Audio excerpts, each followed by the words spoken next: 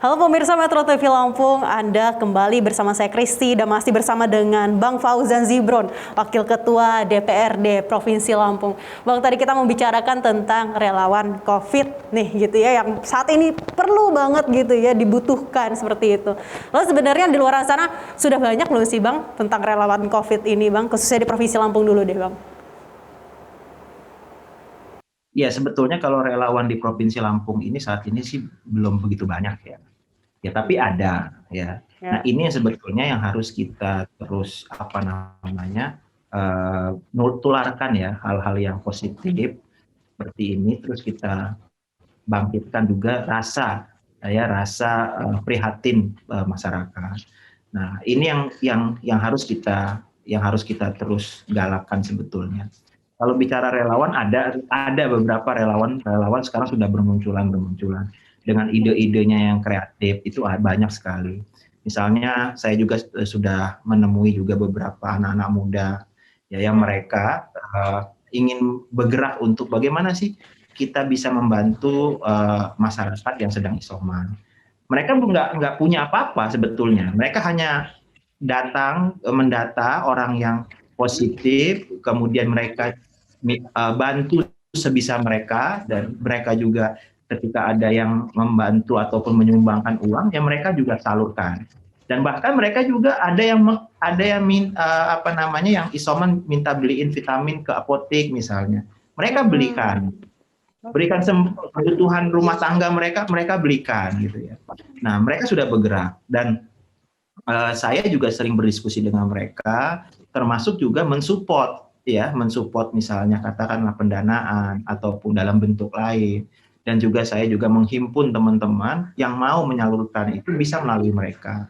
Dan mereka data-data di mereka itu memang langsung.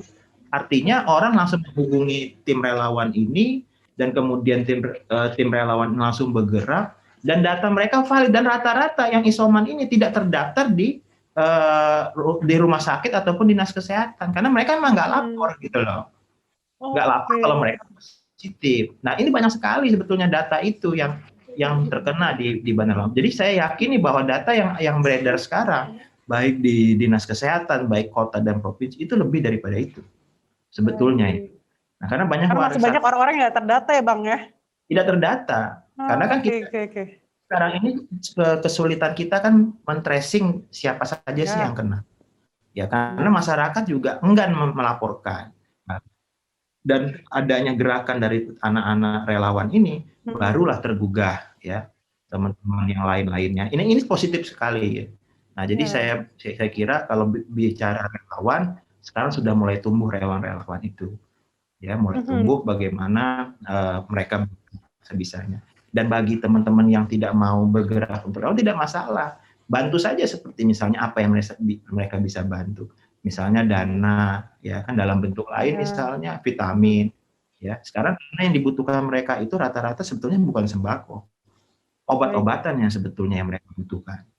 Obat-obatan dan vitamin yang dibutuhkan oleh masyarakat yang isoman. Ya, karena kebanyakan sebenarnya mungkin sekarang yang disalurkan melulu tentang sembako gitu ya Bang ya, padahal pasien COVID ini butuh vitamin sebenarnya gitu ya Bang ya, untuk meningkatkan imunitasnya itu ya. Oke. Nah, yang jadi kendala sekarang juga Mbak Kristi, vitamin itu langka. Ya, vitamin itu di apotek tuh langka, karena sekarang sudah banyak orang yang membeli ya. Maka dari itu solusi dari kita, dari relawan kita, kalau vitamin nggak ada, bisa mereka menggunakan buah-buahan misalnya, ataupun dalam bentuk lain, makanan, sayur-sayuran itu kan dalam bentuk vitamin juga. Nah, maka itu juga yang dianjurkan oleh relawan-relawan kita kepada masyarakat yang isoman, bahwa makan aja buah-buahan dan sayur-sayuran, itu udah pasti ada vitaminnya, menguatkan tubuh mereka. Baik, Bang Fauzan, tapi sejauh ini ditemukan di lapangan, bagaimana Bang? Apakah memang para isoman ini memang sangat minim sekali pasokan vitaminnya itu Bang? Kalau ditemukan di lapangan itu Bang, gimana Bang? Ya, sebetulnya bagi yang mampu mereka bisa beli, ya, bagi yang mampu. Tapi bagi yang tidak mampu, mereka kan harus dibantu. Nah, itu yang sebetulnya yang terjadi di lapangan. Dan bahkan juga ada yang mampu tapi barangnya nggak ada, habis gitu loh. Di pasaran nggak langka vitamin, itu sulit sekali.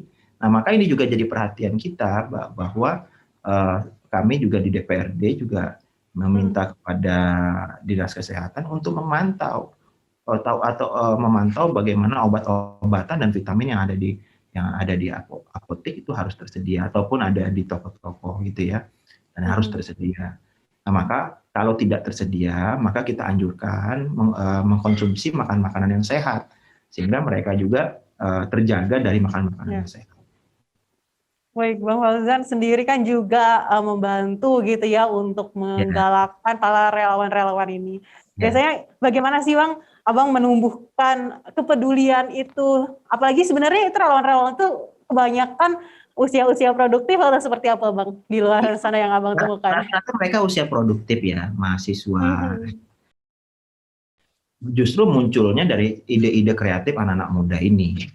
Nah, kita kan sering juga jangan kita menjadi generasi yang selalu kritis tapi tidak memberikan solusi.